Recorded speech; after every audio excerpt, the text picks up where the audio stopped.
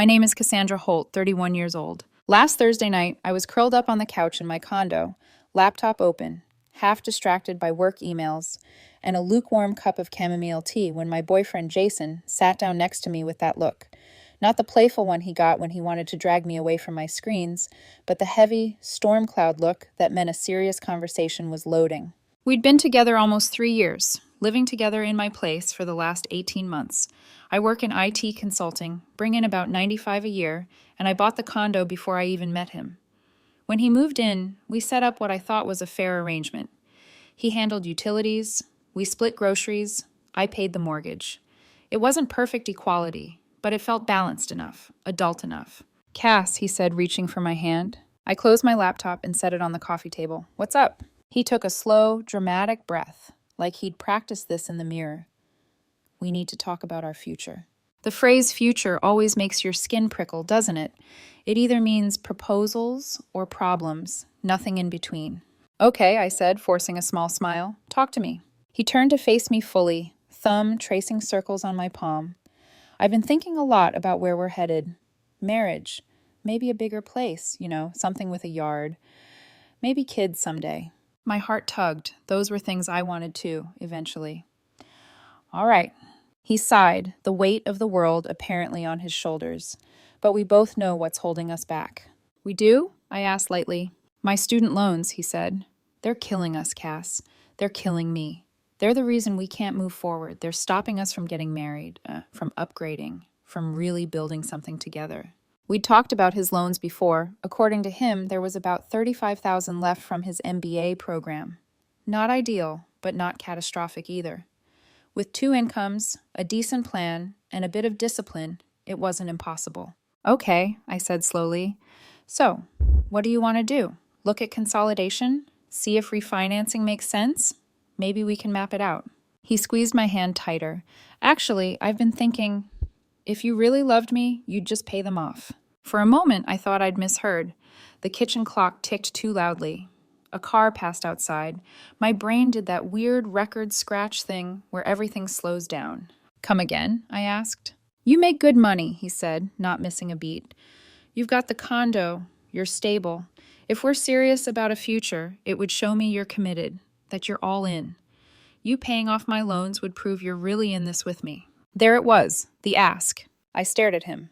Jason, that's $35,000.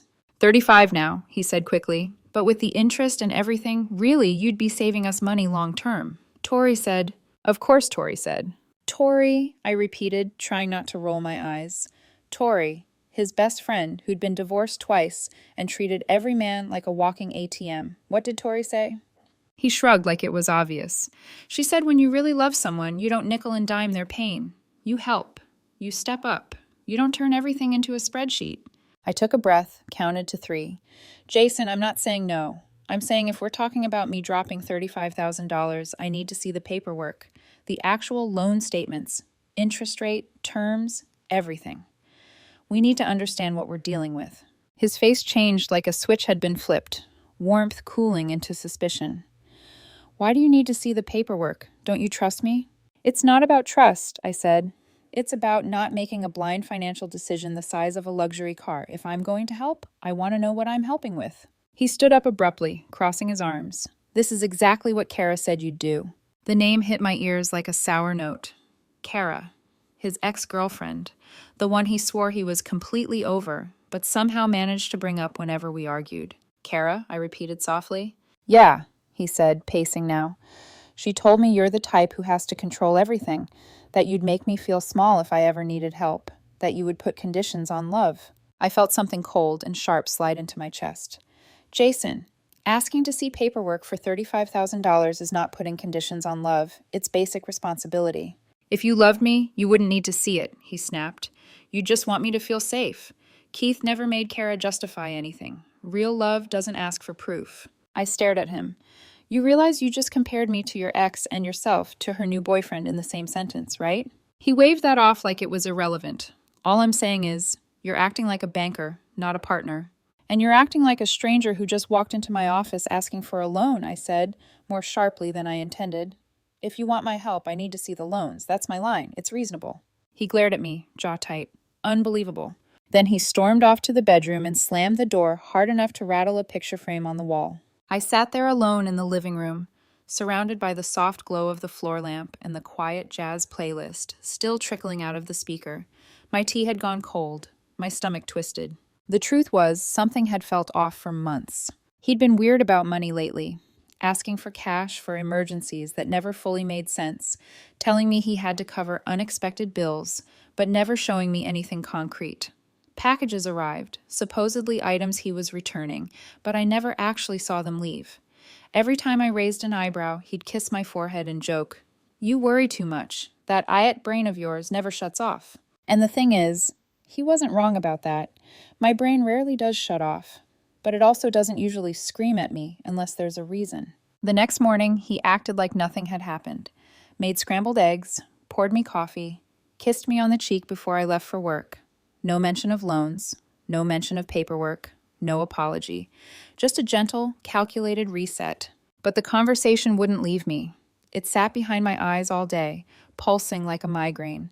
By noon, I'd stopped pretending I could focus on network architecture diagrams. So during my lunch break, I did something I wasn't proud of, but I also didn't regret. I called a forensic accountant. My friend Maya had used one during her divorce to uncover some creative accounting her ex-husband had done. She'd given me his card once, laughing that it was the most expensive but most satisfying number she'd ever dialed. Bradley, Financial Investigations and Forensics. When he picked up, his voice was calm, a little dry. "Bradley speaking." "Hi," I said. "My name is Cassandra. I might need help verifying some financial obligations before I make a very large payment for someone I'm dating." "That's a common story," he said. "Tell me what you know." I gave him Jason's full name, the school Jason claimed he'd attended for his MBA, the rough time window, the supposed balance of the loans. I told him I wasn't trying to snoop for sport. I just needed to know if $35,000 was real or a story. "It'll run about $1,500 up front," he said. 3 business days, maybe less. I'll send you an intake form. Once I have your signature, I'll start digging." I hesitated for exactly 2 seconds, then said, "Do it." $1,500 to find out whether I was about to blow $35,000 on a lie or invest in someone who actually deserved it felt like a bargain.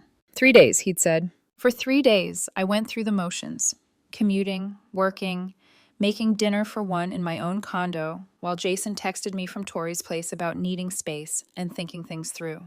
On the 3rd day, around 10:15 a.m., my phone buzzed with an unknown number while I was halfway through a Zoom call. My chest tightened. I muted my mic, turned off my camera, and answered softly. "Hello? Ms. Holt, this is Bradley," the voice on the other end said. "You might want to sit down for this." And right then, in the middle of my workday, in an office full of people who thought I had my life perfectly sorted, I knew that whatever came out of his mouth next was going to change everything. I didn't sit down.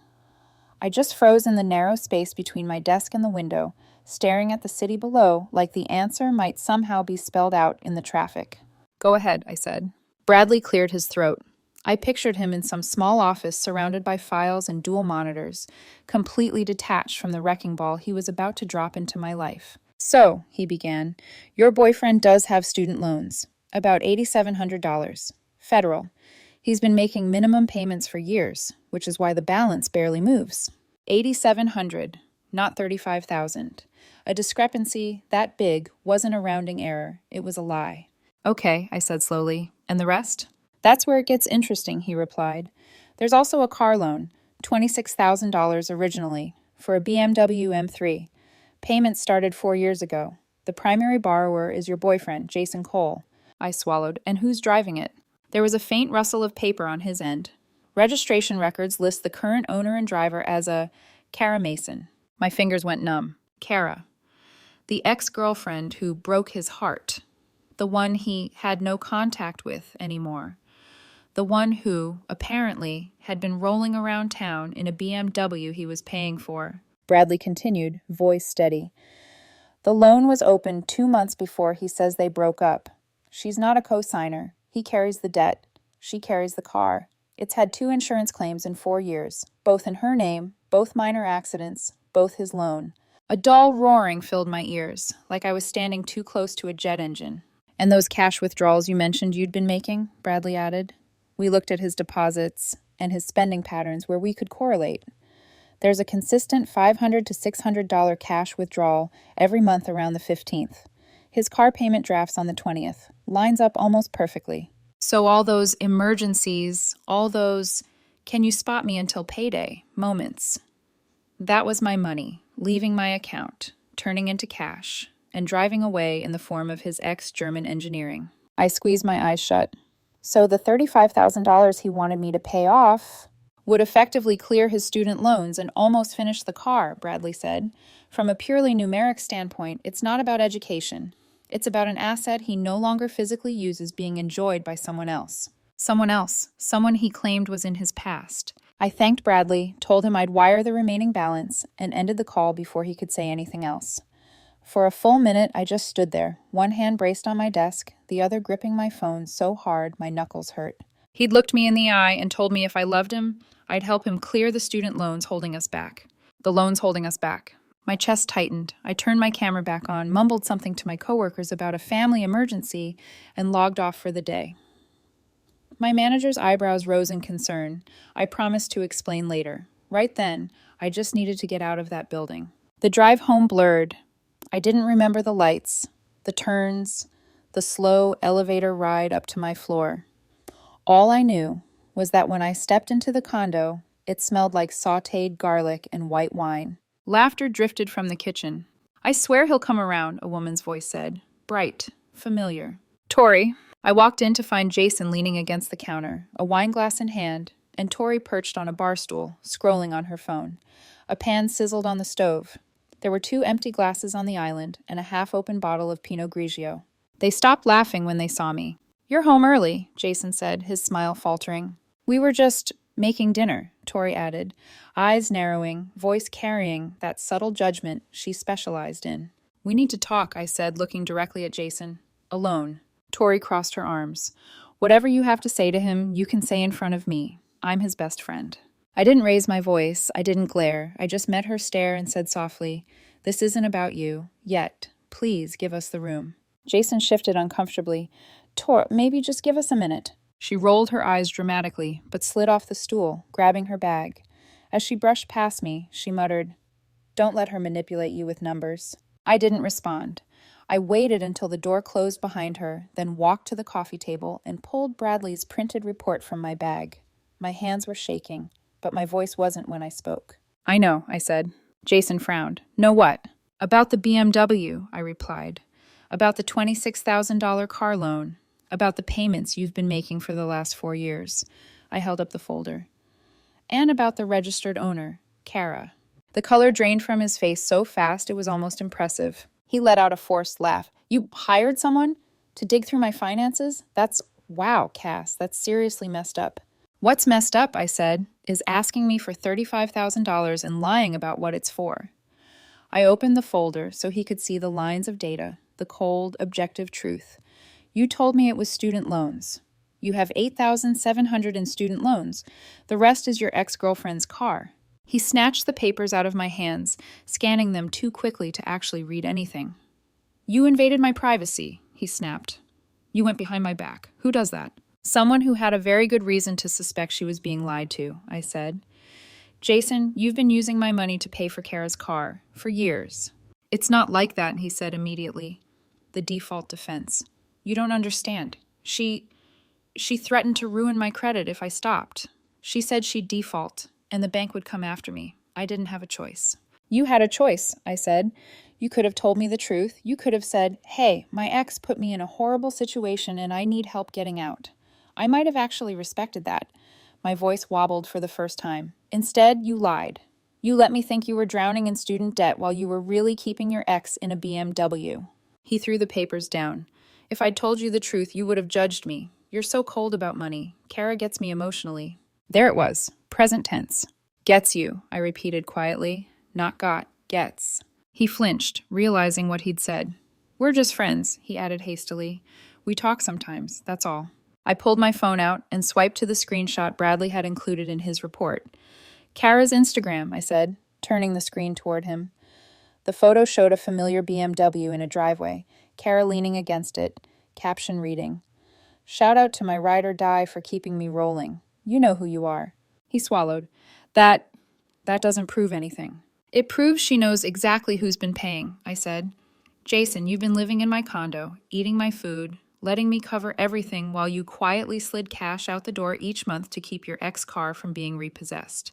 And when that wasn't enough, you tried to guilt me into paying off the whole thing. He blinked rapidly, the bravado slipping. I love you, he said suddenly, tears welling up, clinging to my name like a life raft. I do.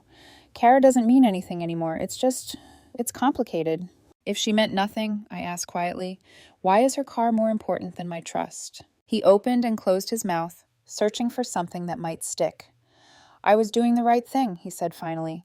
I made a mistake with her, but I owned it. I took responsibility. Isn't that what you're always saying you value? Accountability. Accountability isn't hiding the truth and letting someone else pay the bill, I said. That's exploitation. We stood there in the thick, suffocating quiet of my living room, the city lights flickering in through the windows, the pan on the stove now quietly burning. You need to leave, I said. He stared at me like I'd slapped him. What? Pack your things and go to Tori's, I said, voice steady. We're done. You can't just kick me out, he shot back, anger flaring. I've lived here for 18 months. That gives me rights. This is my home, too. You're not on the lease, I said. You never were. You're a guest who has overstayed his welcome. He scooped the papers off the floor and crumpled them in his fist. You're overreacting. You're going to throw away 3 years over a car? Over a misunderstanding? It wasn't a misunderstanding, I said. It was a plan. You made choices about my wallet without my consent.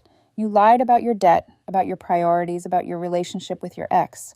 There's no version of this where we stay together and I just forget that. He glared at me with the fury I'd never seen before. You're cold, he spat. You know that? This is why Kara said you'd never be able to love me the way I need. You only care about numbers. And you only care about who's willing to pay your bills, I replied. His jaw clenched. He pulled out his phone and dialed. Hey, he said when Tori answered. Can you come get me? She's kicking me out. He paused, listening. Yeah, now. 20 minutes later, there was a knock. Tori breezed in like she was walking into a crime scene, looking me up and down as if expecting visible villainy. You're seriously doing this, she demanded, to him, after everything he's been through? I didn't bother responding. I just watched as they dragged suitcases from the bedroom, suitcases I had bought, clothes I had washed, shoes I had tripped over in the hallway. At the door, Jason turned back one last time, eyes hot with resentment. Kara was right about you, he said. You're heartless. I opened the door wider. Then I guess you'll both sleep better on the same side of the truth. He scoffed, brushed past me, and stepped into the hall. Tori followed, shooting me a look of pure contempt, like I'd broken some universal code of womanhood by refusing to be his financial life raft. They walked down the corridor together, their footsteps fading. I closed the door gently, leaned my back against it, and exhaled for what felt like the first time in weeks. The condo was silent. No clinking dishes, no streaming shows in the background, no, Cass, have you seen my, echoing from the bedroom. Just me, my own space, my own air, and somewhere out there, a BMW with an overdue payment and a very nervous ride or die who had no idea the money was about to stop. The next 5 days unfolded like a psychological thriller written by someone who had personally studied the emotional range of unstable men and their codependent friends. Every morning, I woke up hoping the chaos had burned itself out. And every day, something new proved me wrong. Day 1, 73 texts. I didn't even know the human thumb could move fast enough to create that many emotional pivots in 8 hours. The messages swung like a pendulum. Cass, please talk to me. I miss you so much. We can fix this. You're the only woman who ever understood me. Then, you're abandoning me like everyone else. You're cold, soulless. Kara was right about you. And finally, I blocked his number. Peace lasted approximately 17 hours. Day 2, emails. He moved from texting to my work email, my professional, strictly monitored inbox, sending long, rambling paragraphs with subject lines like, emergency, please read. You're making a huge mistake. Keith never treated Kara like this. Yes, he emailed that. His ex-girlfriend's boyfriend, the man he once said was trash. Before the spam filter caught on, I forwarded everything to my personal account for documentation and then blocked him there too. My manager saw my stress during a meeting, paused the presentation, and whispered, Do you need to step out? I shook my head, told him it was just family drama. I'd explain soon enough. Day 3, the phone call. An unknown number lit up my screen during lunch. I thought it might be a client. Silly me. Hello, I answered. A woman's voice, sugary and venomous at the same time, purred, "So, you're Cassandra." I froze. "Who is this?" "This is Kara." Of course it was. "I heard you've been causing issues," she said. "Jason told me everything. You're making things harder for him, you know. He's under a lot of pressure." "He's under pressure," I repeated flatly. "From what? His BMW being someone else's problem now?" Silence, then a sniff. "You don't understand him emotionally the way I do. I understand that he's been using my money to pay for your car for years." Another pause, then her voice sharpened. "If you really cared about him, you'd help him instead of tearing him down." "I did help him," I said. "I helped him move out." Click. She hung up on me. Day 4, he showed up at my office. Security called my desk.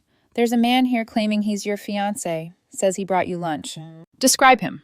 They did. My stomach dropped. "I don't know anyone by that name," I said clearly, loudly enough for the lobby microphone to record. Apparently that's when he snapped. The security officer told me later that he started yelling, accusing me of financial abuse, claiming I had stolen his future, and then crying about how he gave me everything. He once bought me a succulent. It died. He caused such a scene that my manager, who had the misfortune of heading to a meeting, walked past and witnessed the entire meltdown. After security escorted him out, my manager took me aside gently. "Cass, I think you might want to consider a restraining order." The worst part was how relieved I felt hearing those words, because it meant I wasn't imagining the danger. Day 5, identity theft. At 11:42 p.m., as I was brushing my teeth, I got a credit monitoring alert. "New credit inquiry detected. Credit card application submitted using your SSN." My heart slammed against my ribs. The only person with my SSN, because he'd helped me with some tax paperwork last year, was Jason. I spent the next hour on the phone with fraud services, freezing my credit, documenting everything, and filing a police report. When I finally crawled into bed, emotionally wrung out, my phone buzzed one last time. An email from Tori. Using her work email. The email that changed everything. Subject, "You need to fix this." The body was a masterpiece of entitlement. "Cass, this is your fault. Jason is staying with me and can't pay his bills because you cut him off. He's talking about bankruptcy because you refused to help with his loan like a decent girlfriend would have. Keith is threatening to sue him because of the car situation. You created this mess. You owe it to Jason to fix it. And the best part? We were basically common law married, so he's entitled to support. My cousin is a lawyer and says we have a case." My lawyer friend later informed me her cousin is a paralegal who probably Googled common law marriage definition 5 minutes before giving her that advice. Tori ended with, "Do the right thing before we take legal action." I stared at the screen, stunned. Not by the accusation, not by the threat, but by the fact that she sent it from Tori Langley at Paradigm Financial Services. Come, HR Department Ethics Compliance Division. My eyebrows rose. I forwarded it to Paradigm's ethics hotline. With the subject line, "Employee using corporate email to issue personal legal threats." No commentary, no emotion, just the truth. I hit send. A quiet, satisfying click. A click that echoed like a pin pulled from a grenade. And because satisfaction is a dish best served with receipts, I opened one last email draft. To Kara. Subject, "Your BMW seems to be dying. Good luck." Attached, Bradley's findings on her financial chaos, 2 eviction records, 3 delinquent accounts, and a police report from a past ex-boyfriend she'd also squeezed dry. I didn't say anything nasty, didn't threaten, didn't mock. Just sent the information she desperately needed, but clearly didn't want. Then I closed my laptop. I had no idea how explosive the next week would be. But I knew this. None of it was my problem anymore. The fallout didn't simply arrive, it erupted. Like karma had been quietly stretching in the corner, waiting for the perfect moment to step into the spotlight and take a bow. What happened next felt almost unreal, like watching a drama series where every villain gets their own custom-tailored ending. Except this time it was real life, and I had front-row tickets. Tori, HR goddess turned cautionary tale. It took Paradigm Financial Services exactly 36 hours to respond to my ethics report. Her company launched an internal investigation, and by the end of the week, Tori was placed on administrative leave. Turns out, using corporate email to make personal legal threats while invoking false legal claims is frowned upon, especially in the ethics compliance department. The irony was so satisfying it almost felt scripted. A friend of a friend who worked there told me what happened next. Tori tried to claim her account was hacked. That lie collapsed in under 5 minutes because her entire email history backed up the behavior. When asked to produce her lawyer cousin, she panicked. The cousin, who wasn't a lawyer at all, just a paralegal at a small firm, immediately distanced himself, terrified his name would get pulled into an HR scandal. The result? Termination for misconduct. She went from lecturing me about being a real woman to updating her LinkedIn status to open to work. Kara and the repo heard around the neighborhood. Remember the BMW she worshipped? The one Jason insisted he had no choice but to keep paying for? Well, with Jason out of my condo and therefore out of my wallet, he had no money for the car payment that month. And the BMW loan was already flagged as high risk. So one missed payment was all it took. At 6:07 a.m. on a Tuesday, the repo truck showed up at Kara's apartment. Neighbors heard yelling. Someone filmed from their balcony. Kara came outside in pajama pants and a robe, screaming at the repo guy that she knew her rights. She did not. Jason showed up minutes later, frantic, demanding that they stop. The repo officer told them what was owed. $1,740 past due, $350 in repo fees. Kara had only $12 on her. Jason had nothing. They begged, pleaded, tried to guilt the repo team. None of it worked. Then, this was poetic, Jason turned on her. In a loud, furious meltdown, in front of neighbors who were already recording, "You couldn't even keep your meal ticket X paying for this car. What good are you?" Kara froze, her face crumpled. She realized in real time that she wasn't a girlfriend. She had been a bank account with legs. The video spread fast on local social media. The captions were brutal. Gold digger gets dumped by an even bigger gold digger. BMW M3 drama in the wild. Both Jason and Kara went locally viral for all the wrong reasons. Consequences in high definition. Identity theft charges and the final unraveling. The detective from this identity theft unit called me again. "Ms. Holt," he said, "this wasn't the first attempt tied to your ex-boyfriend." Not even close. Another ex had filed a warning years ago but didn't press charges. Jason had gotten away with it once. Not with me. Between the fraudulent credit card application, the documented financial manipulation, the threats, and the digital paper trail he didn't realize he'd left, the detective moved forward with charges. Jason ended up taking a plea deal. 18 months probation to $500 restitution, mandatory credit counseling. And because poetic justice likes to stack its wins, the BMW was auctioned. Kara still owes over $12,000 on the remaining loan balance. They both lost everything they tried to use me for. The unexpected call. One afternoon, I got a call from a number I didn't recognize. I let it go to voicemail. Later, I listened. "Hello, Cassandra. This is Gloria, Jason's mother." I blinked. She apologized. Deeply, sincerely, tearfully. She said she'd seen the repo video, heard about the identity theft, and, most shocking of all, told me this wasn't new. Jason had been running similar scams for years. Kara wasn't exceptional. I wasn't exceptional. We were simply the latest in a long pattern. Gloria said she'd offered to pay me back for anything I'd lost. I thanked her, but declined. What I needed from her wasn't reimbursement. It was closure. Before hanging up, she said, "My son never deserved you. Thank you for doing what I couldn't. You stopped him." I didn't cry, but something inside me softened, just a little. 3 months later, a different life entirely. The quiet in my condo feels different now. Light, clean, undiluted by tension, resentment, or the subtle dread of what dramatic request might come next. I started attending financial literacy workshops, not because I was clueless, but because I wanted to feel stronger, sharper, untouchable. That's where I met Alex. He was kind in a steady, grounded way, the sort of man who read documents voluntarily and made spreadsheets for fun. When I told him, lightly edited, about what happened, he didn't recoil. He admired how I handled it. Our first date joke? No loan documents for at least 3 weeks. And the final laugh? Last week, I got a LinkedIn notification. "Jason Cole wants to connect with you." Attached message. "No hard feelings, Cass. Starting a new business venture. Looking for investors. Interested?" I stared at it for a long moment, then clicked ignore. Some people learn, some people don't. And some people try to recruit their ex-girlfriend into pyramid schemes disguised as business ventures. What mattered was this. I didn't lose anything. I didn't break. I didn't even bend. I just walked away, closed the door, and let life deliver the truth to everyone who needed it.